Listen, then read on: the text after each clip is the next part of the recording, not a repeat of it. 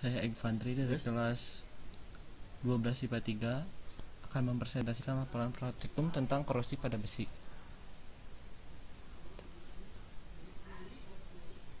Di sini ada agendanya, yaitu pertama ada tujuan praktikum, yang kedua ada dasar teori yang terdiri dari pengertian korosi dan faktor yang mempengaruhi, serta ada pengertian dari besinya sendiri. Yang ketiga ada pengerjaan.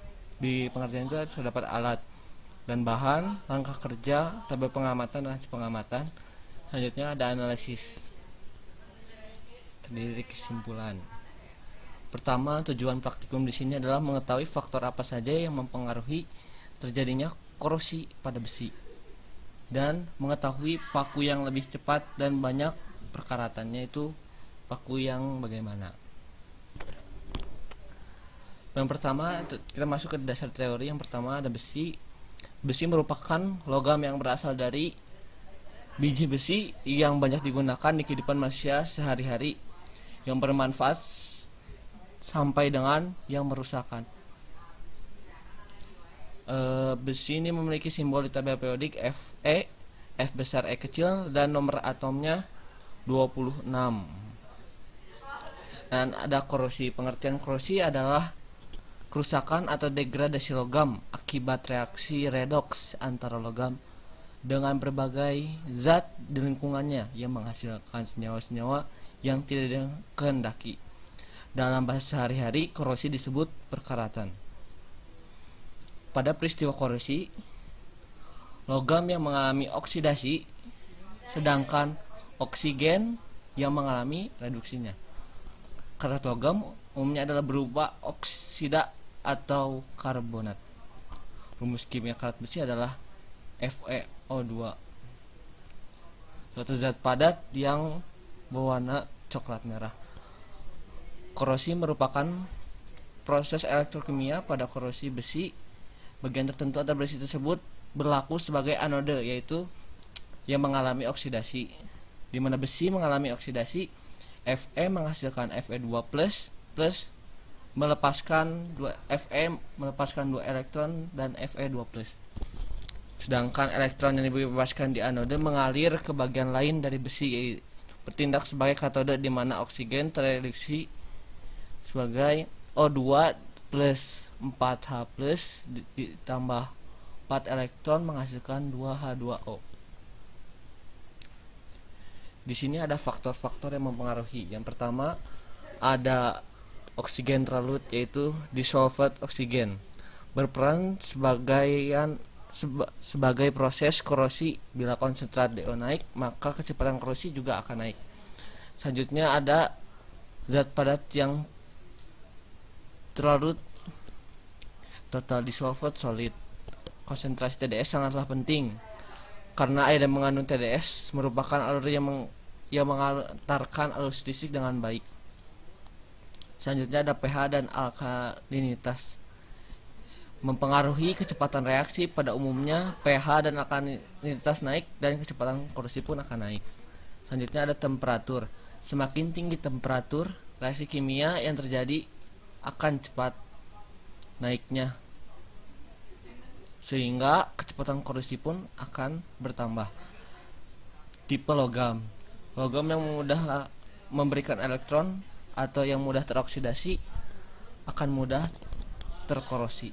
Selanjutnya ada aliran listrik. Aliran listrik yang disebabkan oleh korosi sangat lemah, dan isolasi dapat menghalangi aliran listrik antara logam-logam yang berbeda, sehingga korosi galvanis dapat dihindari. Selanjutnya ada bakteri. Tipe bakteri tertentu dapat mempercepat korosi, karena mereka akan menghasilkan karbon dioksida dan hidrogen sulfida selama masa putaran hidupnya. Selanjutnya kita masuk ke praktikumnya. Pengerjaannya di sini ada alat dan bahan. Alat, kita menyiapkan 5 buah tabung reaksi, 5 paku besi, dan kapas. Bahannya ada 5 ml air suling, 2 gram kristal karbonat klorida. Di sini seharusnya saya menambahkan bahan minyak tanah, tetapi saya karena sulit menemukan minyak tanah, jadi dilewat saja pengerjaan minyak tanahnya. Dan ada langkah kerja. Ambillah 5 tabung reaksi, kemudian tambahkan 5 mili air suling ke dalam tabung 1. Tambahkan 2 gram kristal CaCl2, kemudian kapas kering ke dalam tabung 2. Tambahkan air yang sudah dididihkan dalam tabung 3 hingga hampir penuh. Tambahkan kira-kira 10 mili. Ini yang D saya lewat. Langsung terus amplaslah 4 batang paku besi hingga bersih, kemudian masukkan masing-masing paku dalam tabung reaksi pada satu di atas. Tutup tabung 2 dan 3 dengan prop sampai rapat. Simpanlah tabung-tabung tersebut selama 3 hari lebih, kemudian amati apa yang terjadi.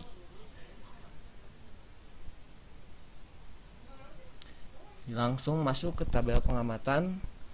Pada tabung 1 pelakuannya diisi dengan 5 mili air suling dan dimasukkan ke dalam paku besi ke dalamnya. Hasil pengamatannya, paku tersebut berkarat dan timbul endapan di dasar tabung. Kemudian pada tabung 2 masukkan tabung 2 gram kristal CaCl2, kemudian tambahkan kapas kering, lalu masukkan paku besi, tutup dengan prop sampai rapat. Hasilnya tidak terjadi perkaratan. Tabung 3, masukkan air mendidih ke dalam tabung sampai tabung penuh. Masukkan paku lalu tutup dengan prop sampai rapat. Hasilnya paku tidak berkarat tetapi timbul lumut di dasar tabung. Pada percobaan 4 saya lewat karena kembali minyak tanah sulit ditemukan pada saat ini. Yang tabung 5 paku dimasukkan di tabung yang bebas oksigen. Hasilnya paku berkarat dan inilah gambarnya. Ini adalah sehari sesudah dimulainya percobaan. Kemudian terlihat di sini paku berkarat dan timbul endapan. Di sini pada CaCl tidak terjadi perubahan pada hari pertama maupun hari yang terakhir. Kemudian di sini pada paku yang diisi dengan air mendidih dan ditutup dengan prop yang rapat. Di sini sehari sudah masih tidak terlihat apapun, dan hari terakhir di sini muncul endapan seperti lumut. Lalu pada tabung yang bebas oksigen, pada hari sesudah percobaan ini masih tidak terjadi apa-apa, dan hari terakhir sini sudah muncul karat yang menempel pada tabung reaksi. Semua ada pertanyaan, ada analisis di sini. Pertanyaan, apakah tabung di mana paku berkarat terdapat oksigen dan air? Jawabannya iya. Terbukti dari tabung yang pertama yang berisi dengan air suling dan tabung yang ke-5 yang bebas oksigen. Selanjutnya, apakah tabung di mana paku tidak berkarat tidak terdapat oksigen atau air? Ya, benar.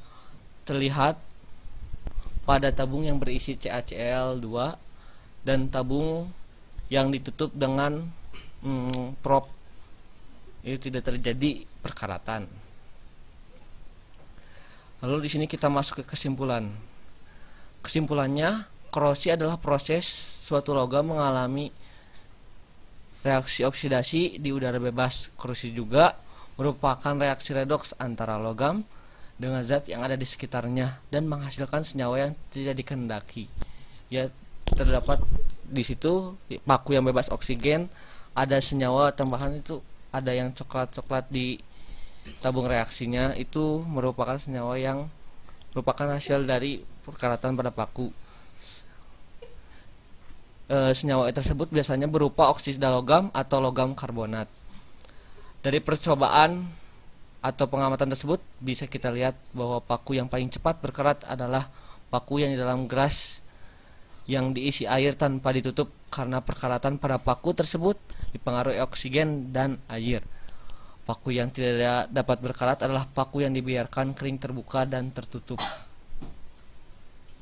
Ya, terima kasih. Sekian dari saya. Mohon maaf bila ada salah-salah kata. Assalamualaikum warahmatullahi wabarakatuh.